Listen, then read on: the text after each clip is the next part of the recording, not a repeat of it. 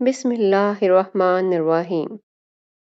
ذرا آنکھیں بند کر کے سوچیں، اگر سب کچھ ٹھیک ہونے کے باوجود آپ کے دل کو سکون نہ ملے، اگر نماز پڑھتے ہوئے بھی دل بھٹکتا رہے، اگر گھر میں بلا وجہ لڑائیاں ہوں، محبت کم ہوتی جا رہی ہو اور آپ سمجھ نہ پا رہے ہوں کہ آخر مسئلہ کہاں ہے، تو کیا یہ سب صرف تھکن ہے یا پھر کچھ اور؟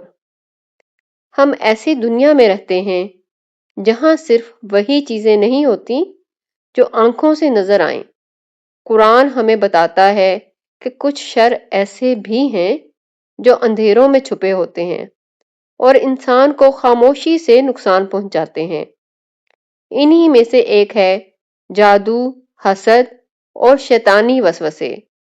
لیکن سوال یہ ہے، کیا اللہ نے ہمیں ان چیزوں کے رحم و کرم پر چھوڑ دیا ہے، یا پھر اللہ نے خود ان کا حل بھی نازل فرمایا ہے؟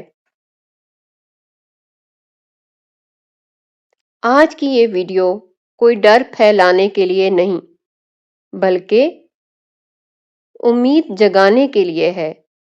آخر تک سنیں، کیونکہ آخر میں ہم بات کریں گے قرآن کی ان دو سورتوں کی جو خود نبی کریم صلی اللہ علیہ وآلہ وسلم پر جادو کے وقت نازل ہوئیں۔ اسلام جادو کے وجود سے انکار نہیں کرتا، لیکن اسے بڑھا چڑھا کر پیش بھی نہیں کرتا۔ جادو ایک آزمائش ہے، اور آزمائش اللہ کے اذن کے بغیر کبھی نقصان نہیں دے سکتی۔ قرآن میں واضح ہے کہ جادوگر کسی کو نقصان نہیں پہنچا سکتا مگر اللہ کے حکم سے۔ یہ بات سمجھنا بہت ضروری ہے، کیونکہ اکثر لوگ جادو سے زیادہ خوف کی وجہ سے ٹوٹ جاتے ہیں۔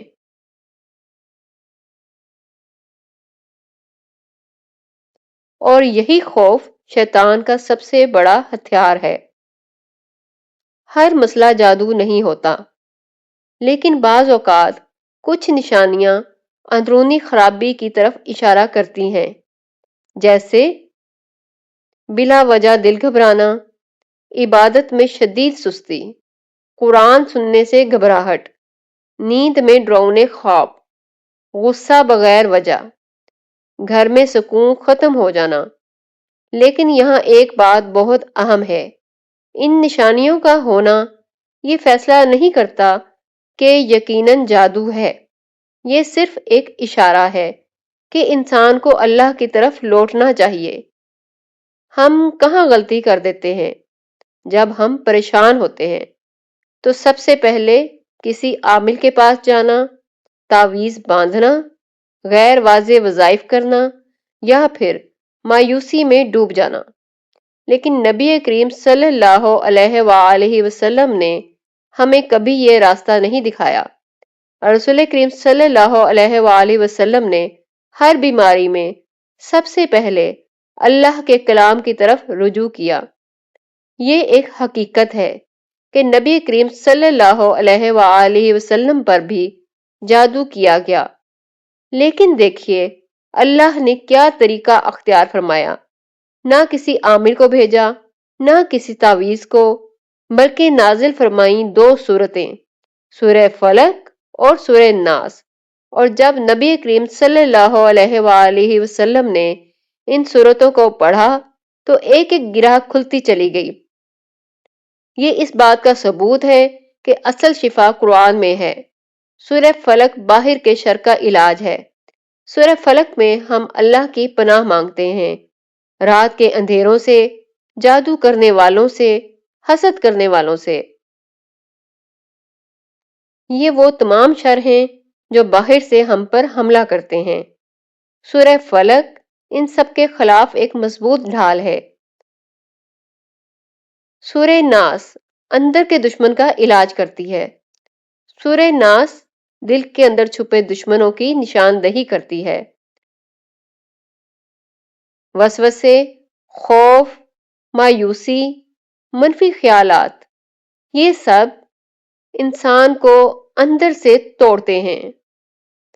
اور سورہ ناس ان سب کا علاج ہے۔ اب آتے ہیں اصل علاج کی طرف۔ یہ عمل آسان ہے لیکن شرط ہے یقین۔ عمل یہ ہے فجر اور مغرب کے بعد اور سونے سے پہلے 3 مرتبہ سورہ فلق، 3 مرتبہ سورہ ناس پڑھ کر ہاتھوں پر دم کریں اور پورے جسم پر پھیر لیں۔ پانی پر دم کر کے روزانہ پئیں۔ گھر میں سورہ فلق اور سورہ ناس آواز سے چلائیں۔ یہ عمل روزانہ کریں۔ یاد رکھیں، جادو کا توڑ کسی انسان کے پاس نہیں۔ جادو کا توڑ کسی تعویذ میں نہیں۔ جادو کا توڑ اللہ کے کلام میں ہے، اور وہ کلام ہے سورہ فلق، سورہ ناس۔ یہ 2 سورتیں اللہ کی پناہ کا قلعہ ہیں۔ اگر آپ نے یہ ویڈیو سکون سے سنی تو سمجھ لیجئے یہ بھی اللہ کی طرف سے ایک مدد ہے۔ اللہ ہم سب کو ہر ظاہر و باطن کے شر سے محفوظ رکھے۔ آمین۔